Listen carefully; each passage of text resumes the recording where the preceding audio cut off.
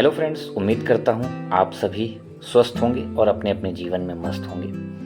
जैसा कि हमने पहले भी एक वीडियो बनाई थी और मैंने कहा भी था अपने वीडियो के ज़रिए कि किसी को अगर इसके बारे में कुछ पता हो तो वो भी कमेंट में अपनी राय दे सकता है, क्योंकि ऐसा ज़रूरी नहीं है कि हमें हर चीज़ पता हो।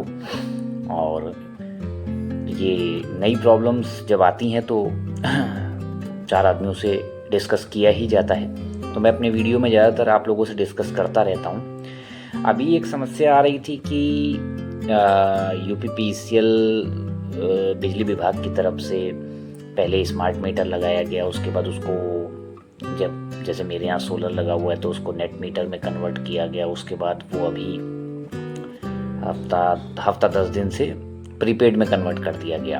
अब प्रीपेड में कन्वर्ट करने के बाद मेरा बिल जो है ऑटोमेटिक माइनस में हो गया, माइनस में 572 रुपये या 73 रुपये ऐसे कुछ हो गया। अब मेरे दिमाग में ये समस्या चल रही थी कि ये माइनस में क्यों है, माइनस में क्यों है। कई लोगों ने मेरे पहले वाले वीडियो पे कमेंट करके बताया भी और मैंने उनकी राय मानी भी। तो मैंने कहा आप लोगों से भी डिस्कस करता हूँ, क्या ऐसा कुछ लोगों ने राय दी, कुछ लोगों ने बताया भाई। तो मैंने कहा आप लोगों से भी डिस्कस करता हूँ, अगर आप लोगों को भी मालूम हो और ये बात सही हो, अगर ऐसा है तो बहुत अच्छी बात है, हमको भी पता चलेगा कि ऐसा भी है। जैसे अब मेरा बिल जो है 572 रुपये दिखा रहा है, तो एक सब्सक्राइबर ने मुझे बताया कि जो आपका बिल माइनस दिखा रहा है वो माइनस इसलिए दिखा रहा है कि आपने बिजली विभाग को एक्स्ट्रा पेमेंट कर दी है 572 रुपये, या बिजली विभाग के पास आपके 572 रुपये मतलब जमा हैं।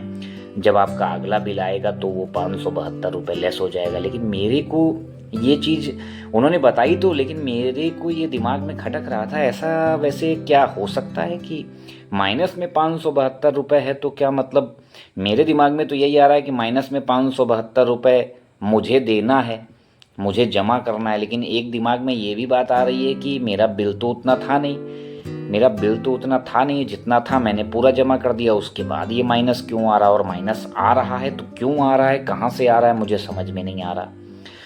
तो मैंने कहा कि एक बार इस टॉपिक पे फिर से वीडियो बनाता हूँ, ताकि मुझे और भी जो मेरे सब्सक्राइबर हैं, जो मुझसे मेरे चैनल से नए जुड़ रहे हैं या जुड़ने वाले हैं, उनको अगर इसके बारे में कुछ भी पता है, अगर वो बताते हैं तो बहुत अच्छा होगा। और मैं आपके सामने जल्द से जल्द इस चीज़ का पता लगा के लाने वाला हूँ एक वीडियो, क्योंकि अभी मैं थोड़ा सा टाइम दे रहा हूँ। मैं गया था बिजली विभाग, मैंने वहाँ बहुत चक्कर काटे, एप्लीकेशन भी दी, लेकिन थोड़ा सा टाइम देना चाहिए।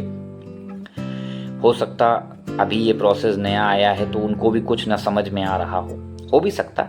ऐसा नहीं है कि हम ही हमेशा सही होते हैं। तो मैंने कहा कि अब छोड़ देता हूँ। अब जो नेक्स्ट मंथ का मेरा बिल आएगा उसमें मेरे को समझ में आ जाएगा, मुझे पता चल जाएगा ना कि अगर वो माइनस का 572 रुपये है तो जो मेरा नेक्स्ट बिल आ रहा है, अगर उसमें मेरा, जैसे मान लीजिए मेरा माइनस का 572 है और मेरा जो नेक्स्ट बिल है वो 600 रुपये का आया, तो अगर 572 माइनस करने के बाद जो 600 में से बचता है, अगर वो अमाउंट दिखा रहा है तो इसका मतलब मैं समझ जाऊंगा कि वो मेरा प्लस में पड़ा हुआ था बिजली विभाग के पास, तो वो मेरा एडजस्ट हो गया। और अगर उसके अलावा आता है तो फिर सोचने वाली बात है कि ये माइनस में क्यों जा रहा है, क्योंकि बहुत से लोगों ने कमेंट किया कि जिनका सोलर लगा है उनका प्रीपेड होएगा ही नहीं। अब ये भी मैं नहीं समझ पा रहा हूँ कि अगर हमारा सोलर लगा है तो प्रीपेड नहीं होगा, वैसे होना तो नहीं चाहिए। मुझे कई लोगों ने बताया कि जिनका सोलर लगा है उनका प्रीपेड नहीं होगा। अगर उनका प्रीपेड होगा तो किस तरीके से उनका बिल आएगा, किस तरीके से वो बिल को समझेंगे। लेकिन विभाग है और नई नई योजनाएं हैं, कुछ भी हो सकता है। अगर प्रीपेड करना चाहेंगे तो कर भी देंगे, उसका कोई ना कोई समाधान भी उन्होंने सोच रखा होगा। नहीं सोच रखा होगा तो उनसे पूछा जाएगा, एक बार नहीं 10 बार पूछा जाएगा कि हमने सोलर लगवाया है और अगर इस समस्या का कोई समाधान नहीं है तो फिर हम सोलर निकाल के फेंक दें अपना। भाई सोलर तो इसीलिए लगवाया गया है कि हमारी बिजली के बिल की बचत हो सके। तो आप लोग चैनल को सब्सक्राइब अगर नहीं किया है तो चैनल को सब्सक्राइब करें, वीडियो पे अपने कमेंट ज़रूर दिया करें, मैं हर कमेंट का जवाब आपको देता हूँ। और बहुत से सब्सक्राइबर हैं हमारे जो मुझसे कमेंट में पूछते हैं कि हाँ वो कौन सा सोलर लगवाएं, वो कौन सा इन्वर्टर लगवाएं, तो मैं आपको पहले ही बता देना चाहता हूँ मैं कोई सोलर एक्सपर्ट नहीं हूँ। मैं भी एक आम इंसान हूँ, मुझे भी कुछ प्रॉब्लम्स होती हैं या हो रही हैं। मैं उनका जिक्र आप लोगों तक कर रहा हूँ क्योंकि ऊपर लेवल तक या कार्यालयों में चक्कर लगा लगा के मैं परेशान हो चुका हूँ।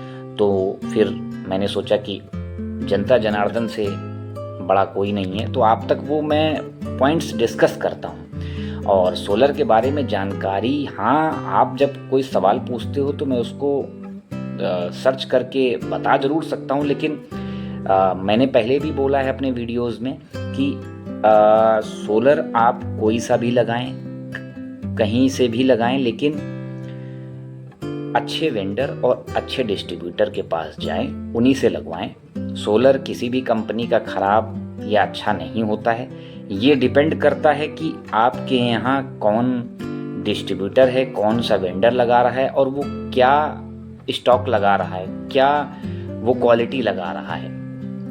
तो उम्मीद करता हूँ कि आज के इस वीडियो पे कमेंट आएंगे और कमेंट में मुझे जानने को मिलेगा कि क्या ये माइनस में जो बिल आ रहा है ये बिजली विभाग के पास हमारा उतना क्रेडिट है या हमारा ये जो है नेक्स्ट मंथ में डेबिट होगा।